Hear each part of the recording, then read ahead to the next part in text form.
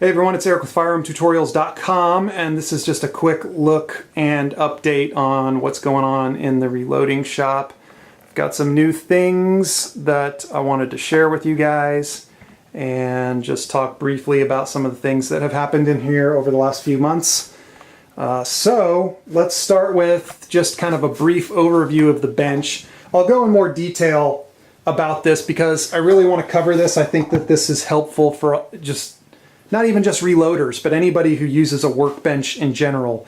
This setup with the inline fab mounts, I couldn't imagine anything better than this. So it takes a little bit of time to, put these rails in here, and of course to kind of get them flush with the wood in here. There's a couple tricky things I had to do to get that to work. The largest mount, the distance between these holes is actually different. Again, we're talking about the tallest one, than the short or the medium. So you see here, this distance is different than this distance, which really messed me up because I bought this first, assuming that they were all going to be this distance. So I put these rails in here.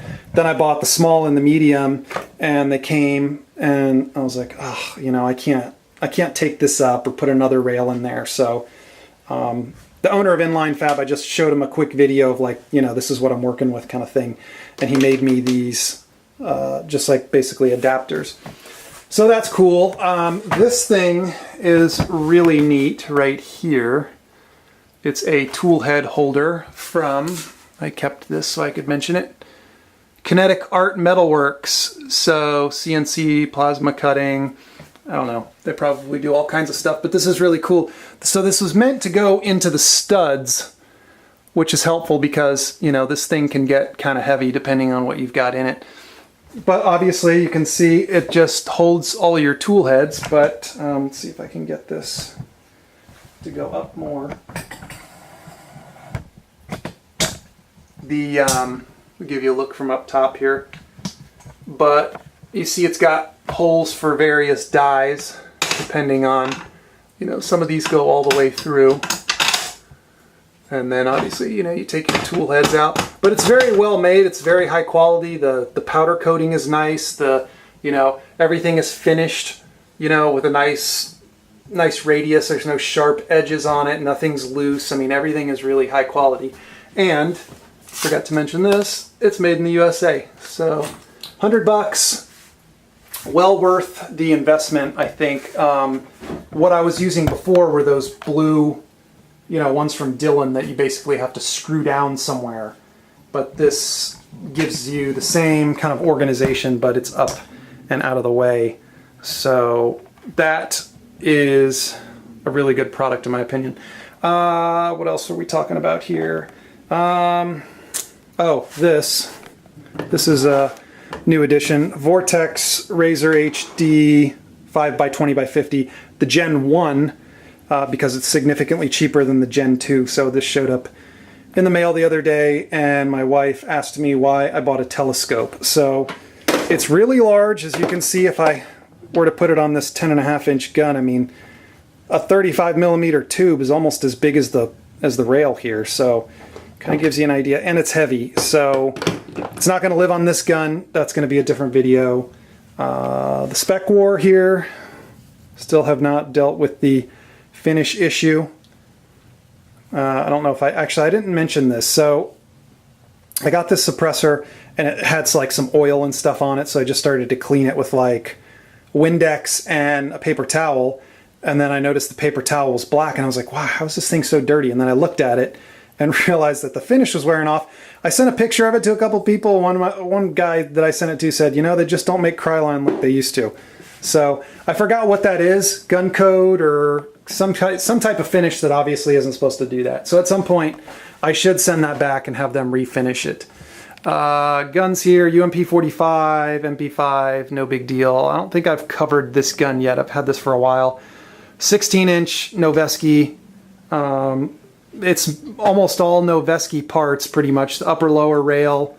So I don't know why I just didn't buy a completed Noveske gun. I basically just bought all this stuff and then put it together myself.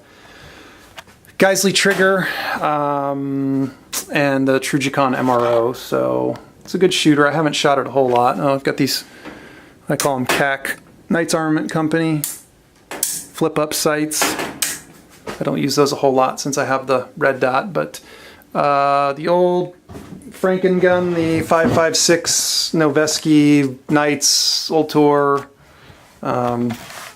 Still kicking it there, wearing the EOTech. A Streamlight. It's supposed to be 1,000 lumens, and it is bright. I don't know if it's 1,000 lumens bright, but that's a nice light. The old 22 up there, I've covered that before. Jury is out on what the barrel length actually is on this gun, so I'm going to have to contact the ATF on that. And these other, what do they call these? Wall control is this pegboard. Just some odds and ends stuff. This hand press, you know, I did a video on years ago. I probably will do a giveaway with, you know, all the stuff, some dies, maybe some cases, just to get that out of here and, you know, give it to somebody else who's actually going to use it. With all the other stuff I have, I don't ever use it. I haven't used it in years.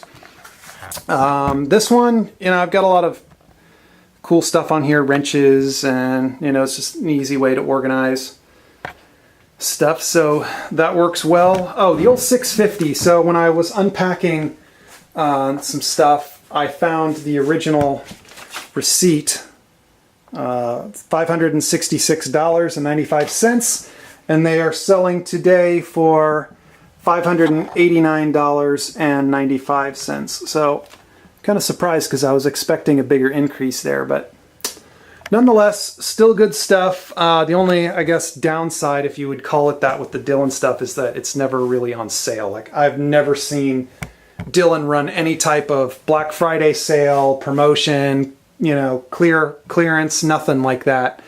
And there's really not a lot of places that you can find the Dillon stuff outside of, you know, Dillon.com. Red's Trading Post, I've bought, you know, extra powder drops, tool heads, and stuff like that. I think I bought the RT 1500 from Red's Trading Post.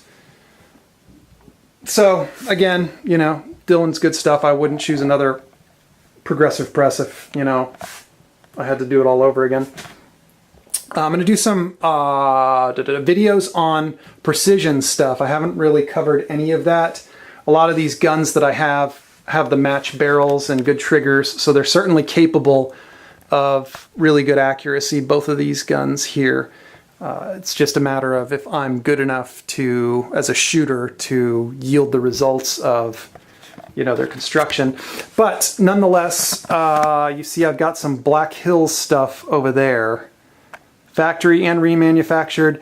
Those green boxes have some very labor-intensive hand loads that are basically trying to replicate that, the 77 grain stuff in that first box. I'm using the same projectiles and doing things like measuring, trimming, you know, all the meticulous stuff in a single stage press. So I'll do probably a series on that. I'm going to get out and shoot them on paper indoors at 100 yards. So I'm definitely going to get some footage of that. That is going to take a little bit of time and effort, but I think it's worth it.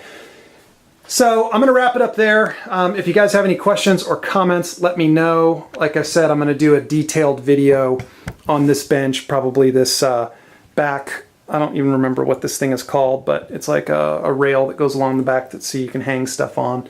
That's another inline fabrication product. So good stuff there.